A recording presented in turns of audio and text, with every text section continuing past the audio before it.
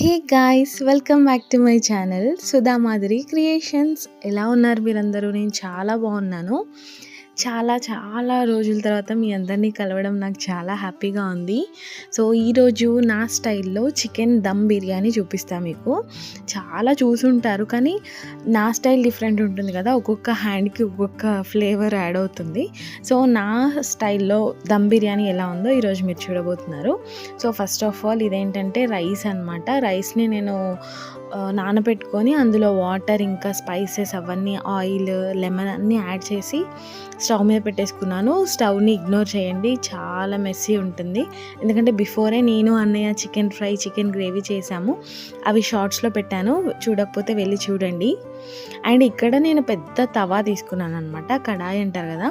అదేంటంటే బిర్యానీ గిన్నె బిర్యానీది అది మా దగ్గర లేదు. సో ఇట్లా వైడ్గా ఉండే అవైతే మన బిర్యానీ మంచిగా దమ్ అవుతుందన్నమాట. పీసెస్ ఒకదాని మీద ఒకటి రాకుండా ఫ్లాట్గా ఉండొచ్చు.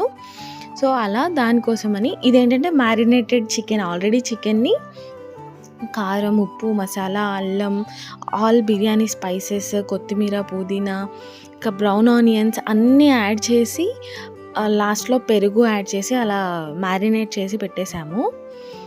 సో ఇప్పుడు మంచిగా తవాలో నెయ్యి వేసుకున్నాను, ఇంట్లో చేసిన నెయ్యి, మమ్మీ చేసింది.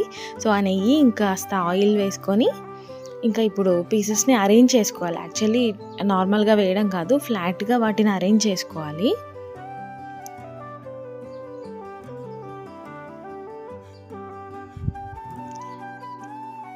ఇలా అరేంజ్ చేసుకున్నాక ప్రాసెస్ స్టార్ట్ అవుతుందన్నమాట.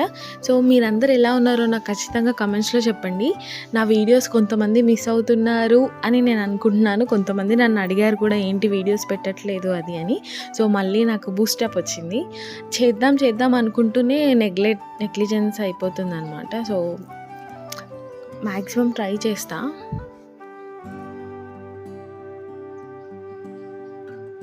చాలా బాగా వచ్చింది కదా మ్యారినేషన్, చాలా నచ్చింది నాకు. ఈ మాత్రం ఇలా కనిపించాలన్నమాట మసాలా.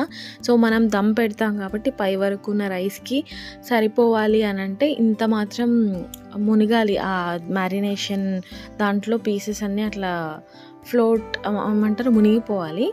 అండ్ నెక్స్ట్ ఇదేంటంటే స్టవ్ ఆన్ చేసుకుంటాం కదా, లైట్గా బాయిల్ అవుతాయి అన్నమాట పీసెస్. జస్ట్ ఆ రైస్ మనకి 70% బాయిల్ అయ్యే వరకు వీటిని కూడా కాస్త ఉడికిస్తాము. అండ్ మళ్ళీ మసాలా మొత్తం లాగేసి మసాలా మొత్తం ఇంకిపోయేలాగా ఉంచకూడదు, కొంచెం లైట్గానే పెట్టుకోవాలి స్టవ్. అండ్ ఇక్కడ మన రైస్ అవుతుంది చూసారుగా. సో ఏంటంటే మా ఇంట్లో బాస్మతి రైస్ లేవు, నార్మల్ రైస్తోనే చేస్తున్నాము. అయినా కూడా చాలా ఎమ్మీ వచ్చింది గైస్, ట్రస్ట్ మీ. చాలా నచ్చింది, అందరికీ నచ్చింది. యాక్చువల్గా అందరు వెయిటింగ్ అనమాట. ఆల్మోస్ట్ 3 అయిపోయింది మేము బిర్యానీ చేసే టైంకి. అండ్ ఇక్కడ పై లేయర్ ఒక 70% ఉడికేసింది. మనం లేయర్స్ వేస్తున్న కొద్దీ స్టవ్ ఆఫ్ చేయకుండా వేస్తాం కాబట్టి కిందది ఇంకా బాయిల్ అవుతూనే ఉంటుంది. అది బిర్యానీ దాంట్లో పైకి వచ్చేస్తుంది. సో పలుకు ఏం లేకుండా ఆ ఉన్న వాటర్తోనే దమ్ పెట్టేస్తే సెట్ అయిపోద్ది అనమాట. మీరైతే ఎలా చేస్తారో నా కమెంట్స్లో చెప్పండి ప్లీజ్ గైస్. నా వీడియోస్ ఎవరు అడుగుతున్నారో వాళ్ళైనా కనీసం కమెంట్ చేయొచ్చు కదా, it helps me so much. Comment చేయండి, లైక్ చేయండి, సబ్స్క్రైబ్ చేయండి, షేర్ చేయండి. ఇవన్నీ మీ సైడ్ అనమాట, మీ పార్ట్ నా ఛానల్ గ్రో అవ్వడానికి. నేను వీడియోస్ పెట్టడం ఎంత ఇంపార్టెంటో మీరు ఇవన్నీ చేయడం కూడా అంతే ఇంపార్టెంట్. సో ఇక్కడ బ్రౌన్ ఆనియన్స్ మంచిగా సాల్ట్ లైట్గా ఆయిల్లో సాల్ట్ కూడా వేసి వేయించామన్నమాట. దానివల్ల క్రిస్పీగా ఇలా తినేయచ్చు అంత బాగా. సో ఆ బ్రౌన్ ఆనియన్స్ కూడా లైట్గా మేము చేస్తూనే తినేసాము.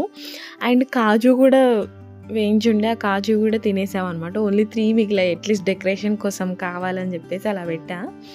అండ్ ఫుడ్ కలర్ చాలా లైట్గా తీసుకున్నాను. ఏంటంటే పైన అంతా వైట్గా కనిపిస్తుంది కదా, అలా కనిపించకుండా లైట్గా ఫుడ్ కలర్ కూడా యాడ్ చేసుకున్నాను. అండ్ ఇప్పుడు దమ్ పెట్టేసుకుందాం. సో దమ్ పెట్టాక ఒక 20 మినిట్స్ ఆర్ 10 మినిట్స్ మంచిగా మీడియం ఫ్లేమ్లో పెట్టుకొని ఆ తర్వాత నార్మల్ సిమ్లో పెట్టుకోవాలన్నమాట. వెంటనే దమ్ అయిపోతుంది. మనం అనుకుంటాం పైన పలుకుందని చెప్పి, కానీ అస్సలు డౌట్ లేకుండా దమ్ అయిపోతుంది అనమాట. మంచిగా రైస్ ఉడికిపోయింది చూడండి, మీకు వీడియోలో కనిపిస్తున్నట్టుగా. ఇప్పుడు మనం తీసి చూద్దాం.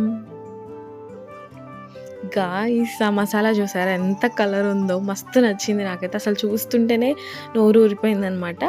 ఇంకా ఫాస్ట్గా పెట్టేసుకొని టూ మచ్గా కొమ్మేసాము అందరం. చూడండి ఆ పీస్ ఎట్లా డిఫరెంట్ అయిపోయిందో ఆ బోన్ నుంచి. అలా అనమాట. చాలా నచ్చింది అండ్ చాలా యమ్మీగా కూడా వచ్చింది. ఈ ప్రాసెస్ కనుక మీకు నచ్చితే మీరు కూడా ఖచ్చితంగా ట్రై చేయండి. మీకు ఎలా అనిపించిందో నాకు కమెంట్ సెక్షన్లో చెప్పండి. లెగ్ పీస్ ఇంతే అండి, సింపుల్. నేను అనుకున్నాను బిఫోర్ నార్మల్గా పలావ్ చేసేస్తే అయిపోతుంది, దమ్ అంటే పెద్ద ప్రాసెస్ అండ్ టాస్క్ కదా, అవుతుందో లేదో తెలీదు, రైస్ అంతా ఉడుకుతుందో లేదో తెలీదు అన్నట్టుగా. కానీ చాలా ఈజీ అనిపించింది. 2-3 టైమ్స్ ట్రై చేశాక మీకు రెసిపీ పెడుతున్నా అంతే. ఇంకా చూడండి నా ప్లేట్లో పెట్టుకున్నాను, ఎంత అందంగా కనిపిస్తుందో బిర్యానీ. ఇంతే అండి, మంచిగా ఎంజాయ్ చేసాము.